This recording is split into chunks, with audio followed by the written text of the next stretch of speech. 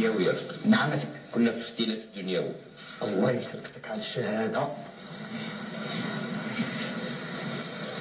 أنا الهيبة ديالي في المقابلة ديالك دائما أتحدث عنها، زيادة عن الملك وزيادة عن الحدة الفكرية وعن المهارة العلمية. أعطاكم الله هيبة خاصة، وأنا دائما أقول هذا ودابا على الملأ وأشهد به أمام الله، ولا يحس بهذا إلا من تربع هذا المنبر.